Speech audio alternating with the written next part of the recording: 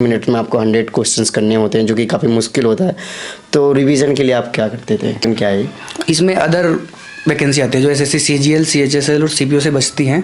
बाकी मिनिस्ट्रीज की सारी वैकेंसी अदर उसमें आती है, वो फेज में एग्जाम होते हैं। देखोगे तो इन्होंने इतने हार्ड क्वेश्चन कराए। एक तो बोलता था कि जहर जहर जहर क्वेश्चन है, उनमें बच्चा फंसा रहता था। कॉन्फिडेंस रखो खुद पे, और अगर ज़्यादा प्रॉब्लम हो रही, निगेटिविटी अगर थोड़ी ज़्यादा आ रही है तो कंसल्ट करना चाहिए डॉक्टर को। Hello everyone, welcome to student. तो हमारे साथ है राहुल पुंडीर सर, जिनका 696 आउट ऑफ 700 मार्क्स के साथ एसएससी सीजीएल में सिलेक्शन हुआ है 2019 वाले में। साथ ही इसके पहले सर ने और सीजीएल क्लियर कर रखा है। ये सर का 3rd अटेम्प्ट था। तो आज हम सर से सर की जर्नी जानते हैं, सर की स्ट्रैटेजी जानते हैं, सर की बुक लिस्ट जानते हैं कि सीजीएल के लिए उन्होंने कैसे तैयारी करी। तो अभी तक आपने चैनल को सब्सक्राइब नहीं किया तो चैनल को सब्सक्राइब कर लीजिए, इस वीडियो को लाइक करें, एंड आपके जो भी क्वेरीज होते हैं आप हमें इंस्टाग्राम एंड फेसबुक पर मैसेज कर सकते हैं।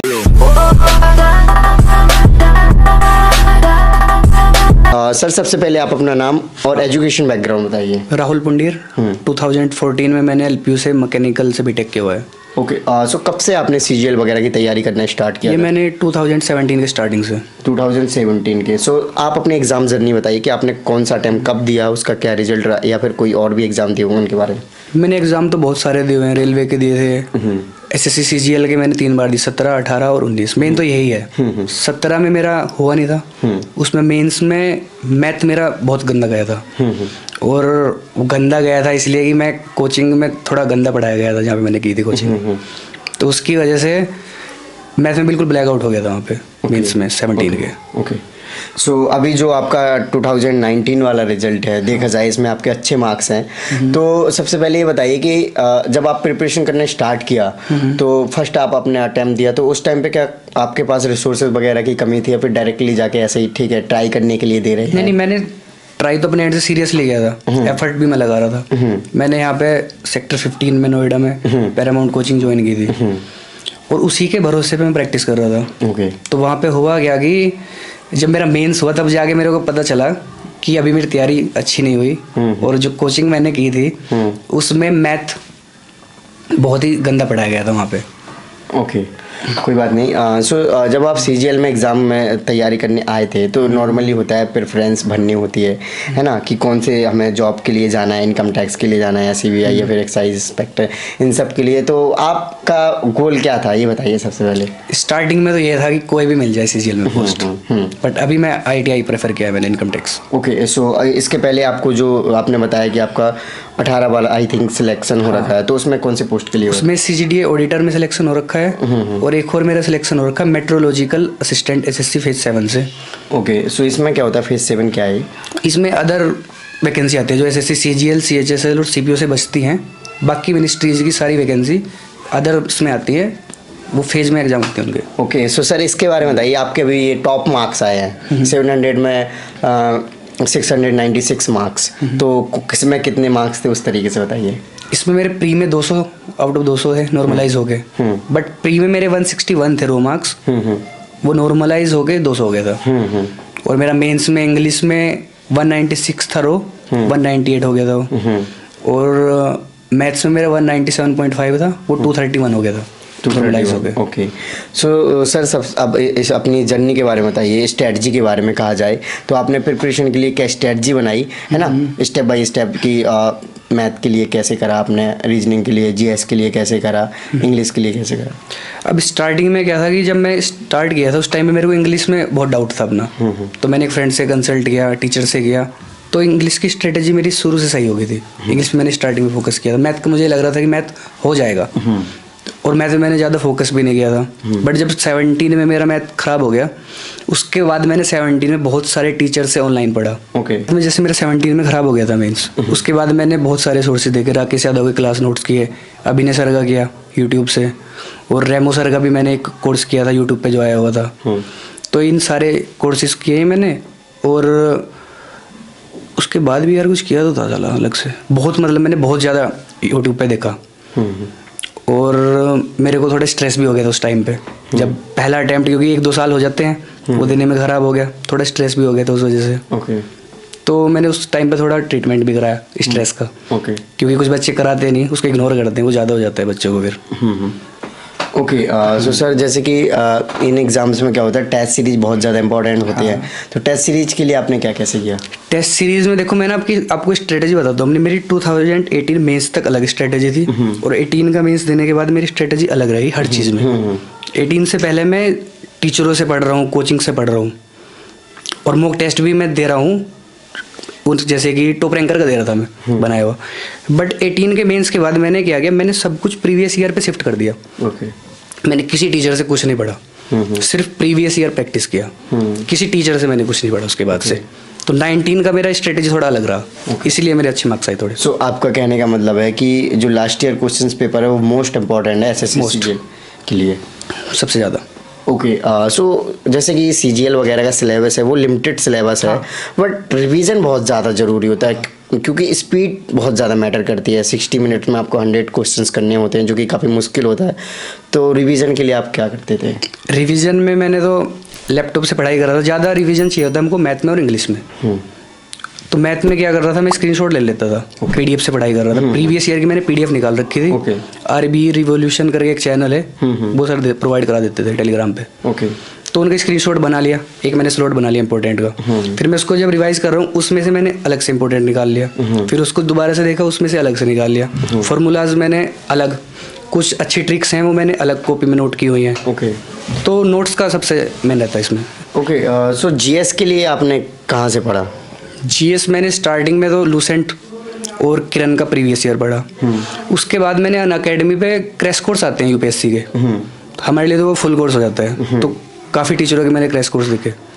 यूपीएससी का भी आपने? यूपीएससी का क्रैश कोर्स देखा, प्रॉपर कोर्स नहीं किया मैंने। जैसे हिस्ट्री, ज्योग्राफी और कॉन्स्टिट्यूशन का अभिषेक श्रीवास्तव सर है अनअकैडमी पे, और बाकी टीचरों के भी मैंने वहाँ पे देखा क्रैश कोर्स। सो आपका यूपीएससी का भी प्लान है क्या? नहीं, वो एसएससी के लिए सफिशिएंट होता है उनका क्रैश कोर्स जीएस पोर्शन के लिए। हाँ। सो जैसे कि लूसेंट भी लोग कहते हैं सफिशिएंट है, ठीक ठाक है, काम चल जाता है, तो आपके अकॉर्डिंग क्या है?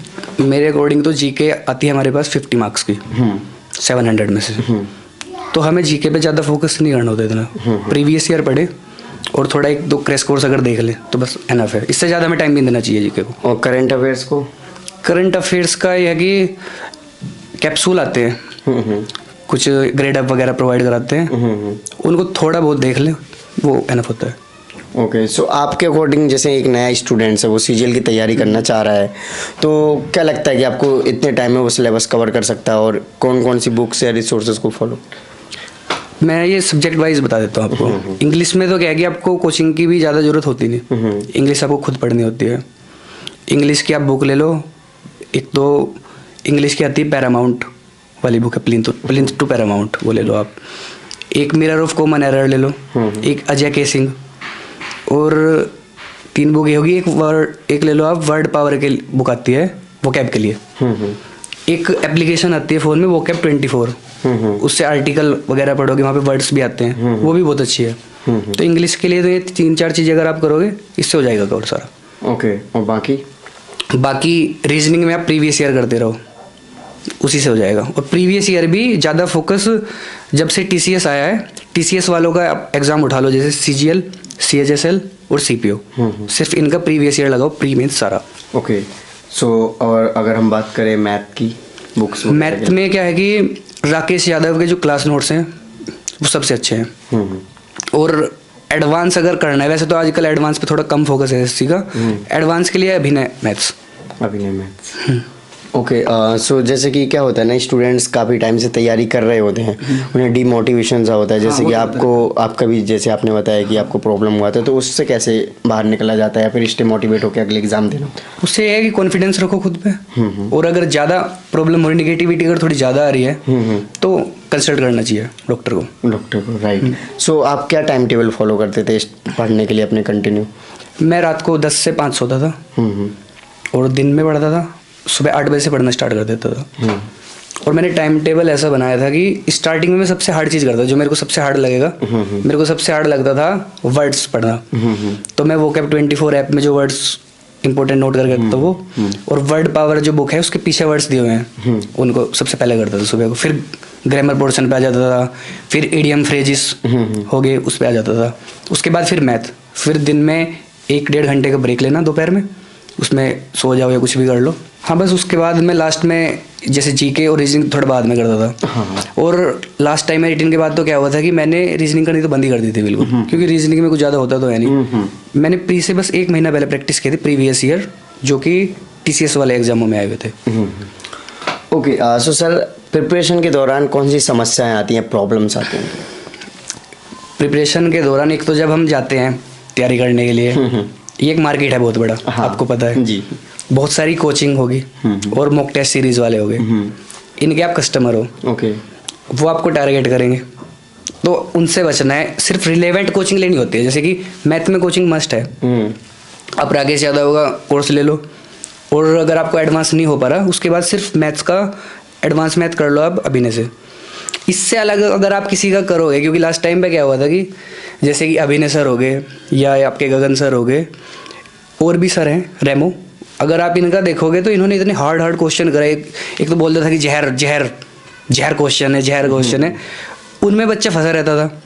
और मॉक टेस्ट में क्या होता है कि अगर आप किसी का जैसे कि टॉप रैंकर का आप उनका मॉक टेस्ट दोगे या आप पैरामाउंट का दोगे, वो अपना मॉक टेस्ट बनाएंगे, उसमें ना वो बैलेंस नहीं आ पाता, उससे दिक्कत आती है बच्चों को बहुत ज़्यादा। तो हमें क्या करना है कि मॉक टेस्ट तो हमें प्रीवियस ईयर का ही लगाना चाहिए सिर्फ, राइट। और टाइम बाउंड कर लो। अगर आपके पास PDF है, टाइम लगा लो खुद से और उसको सोल्व करो। राइट। किसी का मॉक टेस्ट नहीं देना चाहिए मेरे अकॉर्डिंग तो, क्योंकि उससे क्या होता है इलेवेंट बहुत ज़्यादा हो जाता है। जैसे कि एक क्वेश्चन है उसमें 10 मिनट लग गए आपके, रोज आपको 5 क्वेश्चन ऐसे मिल गए, रोज का आपका 1 घंटा खराब हो गया। और कुछ कोचिंगों में क्या होता है कि जैसे कि मैं अपना एक्सपीरियंस बताऊँ आपको, मैं पैरामाउंट में गया था, वहाँ पे क्या था कि मैथ में उन्होंने 20% ही पढ़ाया था एक तरह से, मान लो बस। कुछ ट्रिक्स कराई थी, ट्रिक्स भी आधी कराई थी, पूरे टॉपिक्स कवर नहीं हुए थे। और मेरा एक्सपीरियंस सही में कोचिंग का बहुत गंदा रहा। मैंने फिर क्या किया ना, 18 में जब मेरे को थोड़ा स्ट्रेस भी हो गया था, प्री के बाद स्ट्रेस इतना ज़्यादा हो गया कि मुझे लगा कि अब मुझे क्रैश कोर्स ले लेना चाहिए अभिनय सर का, जो कि बहुत बड़ी गलती थी, क्योंकि उस क्रैश कोर्स में भी इरेलेवेंट पढ़ाया। अगर मैं उस टाइम पे प्रीवियस ईयर पे फोकस करता तो मैं 18 में ही अच्छी पोस्ट पा लेता। ओके, सो प्रीलिम्स के बाद जो मेंस का टाइम होता है, हाँ। तो उस टाइम पे आप कैसे पढ़ते थे, क्योंकि 2 ही सब्जेक्ट पढ़ने हैं और वो भी काफ़ी मेहनत के साथ, तो उस टाइम पे ये मान लो कि अब 4 से 5 घंटा एक सब्जेक्ट का, इंग्लिश का और मैथ का। इंग्लिश पहले करता था और मैथ बाद में। सो मेंस में प्रीवियस ईयर क्वेश्चंस पेपर का रोल क्या है? सारा अगर आप एक बार आप पढ़ लो कोचिंग से जो पढ़ना है, उसके बाद सारा कुछ प्रीवियस ईयर ही है। और ज़्यादा इम्पोर्टेंट है ये 17 के बाद से TCS आई है, उसका प्रीवियस ईयर। ओके, सो देखा जाए क्या CGL बिना कोचिंग के नहीं किया जा सकता? बिना कोचिंग के आप दे सकते हो, बट कुछ ट्रिक्स होती है। मैथ में आपको जरूरत पड़ेगी, रीजनिंग, इंग्लिश, रीजनिंग में भी आपको जरूरत पड़ेगी, क्योंकि आप अगर खुद से सीखोगे वो चीज़ें हार्ड पड़ेंगी थोड़ी। रीजनिंग और मैथ में आपको कोचिंग की जरूरत है, इंग्लिश और जीके आप खुद से कर लोगे। लास्ट में जो नए एस्पिरेंट हैं जो तैयारी करना चाहते हैं, उनके लिए आपका क्या मैसेज है? एग्ज़ाम ईजी है, स्ट्रेटेजी सही है तो जल्दी हो जाएगा, कोई दिक्कत नहीं है। Okay, so thank you so much sir, आपने इतना कीमती टाइम दिया। सो गाइज, आपने देखा कि सर ने अपनी जर्नी को आपके साथ में डिटेल में शेयर किया। सो आई होप कि आपको इनकी जर्नी से कुछ सीखने को मिला होगा। अभी तक आपने चैनल को सब्सक्राइब नहीं किया तो चैनल को सब्सक्राइब कर लीजिए, इस वीडियो को लाइक करें, एंड आपके जो भी क्वेरीज होते हैं आप हमें इंस्टाग्राम एंड फेसबुक पर मैसेज कर सकते हैं। इन सभी की लिंक वीडियो को डिस्क्रिप्शन में। जय हिंद।